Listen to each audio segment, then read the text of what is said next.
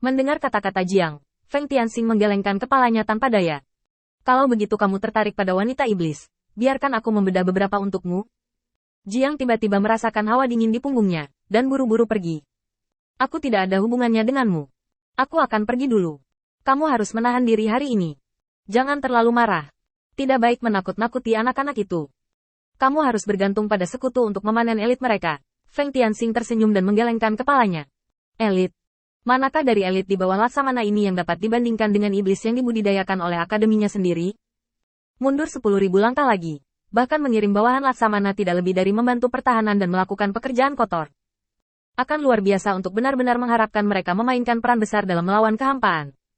Laksamana ini hanya meraih kemenangan kecil, dan mereka sudah mulai berpikir dengan hati-hati. Jika mereka ingin memerintah di masa depan, mereka harus mengandalkan tekanan berat. Terus terang, kelompok iblis ini hanya gatal dan perlu dibersihkan. Anda harus mengambil tongkat besar dan memukul mereka dengan keras, agar mereka tahu apa itu kebaikan.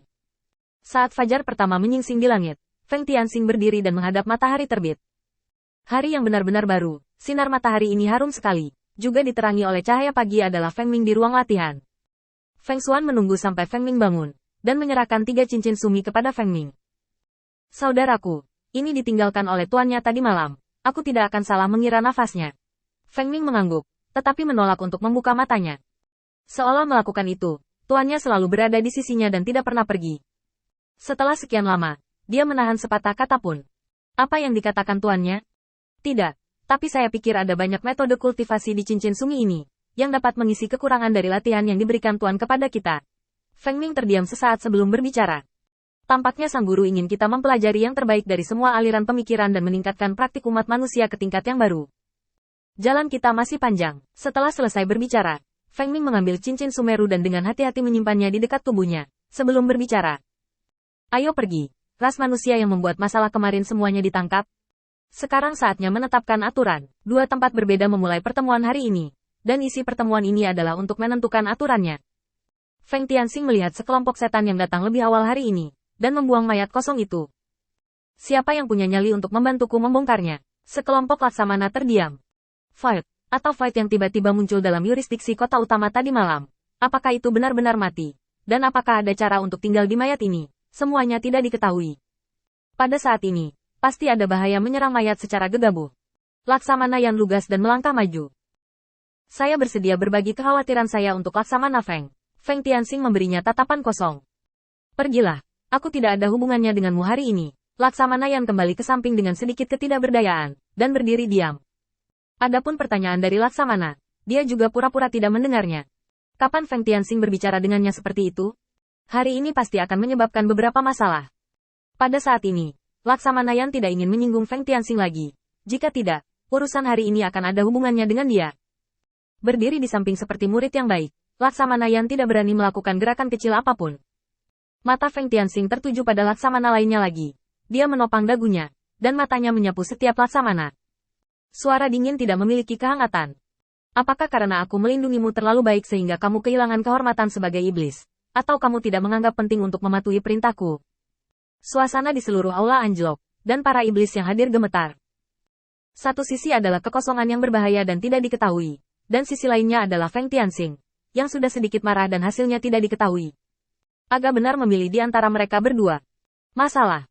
Feng Tianxing menunggu sebentar, lalu tiba-tiba menunjuk ke arah Laksamana Lin dan berkata, Laksamana Lin, kamu yang paling dekat dengan wilayah di bawah yurisdiksiku.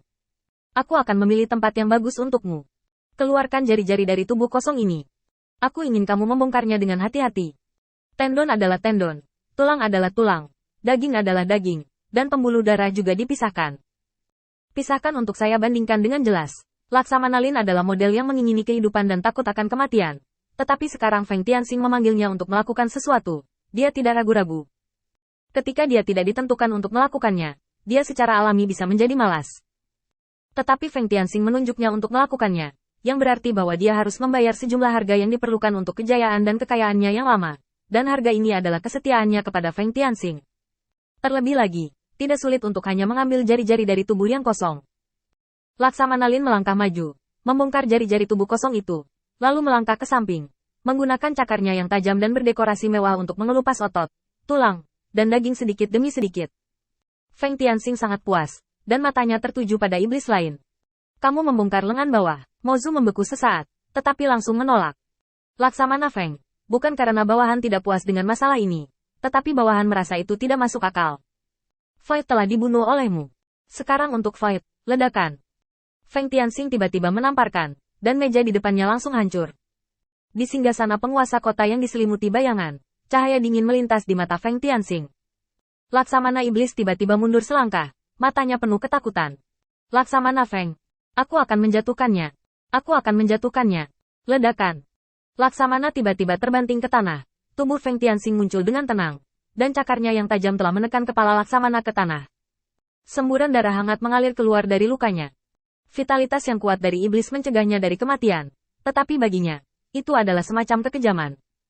Telapak tangan Feng Tianxing perlahan mengerahkan kekuatan.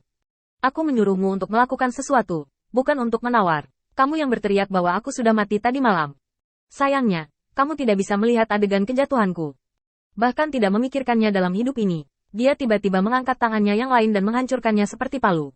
Berkali-kali, dia memukul dada Laksamana dengan keras, menyebabkan darah dan daging beterbangan kemana-mana. Adegan mengerikan seperti itu membuat kaki Laksamana lainnya lemah. Setan menghormati yang kuat justru karena mereka tahu betul bahwa kekuatan yang kuat bukanlah yang bisa mereka lawan. Sama seperti pemandangan di depannya, Laksamana satu dunia tidak lain hanyalah seekor semut yang bergantung pada belas kasihan orang lain di depan Feng Tianxing. Dengan tinju Feng Tianxing yang terus-menerus dihancurkan, dengan tubuh Laksamana hancur, ada juga satu-satunya harapan yang tersisa di hati Laksamana, sedikit harapan untuk tawar-menawar dengan Feng Tianxing.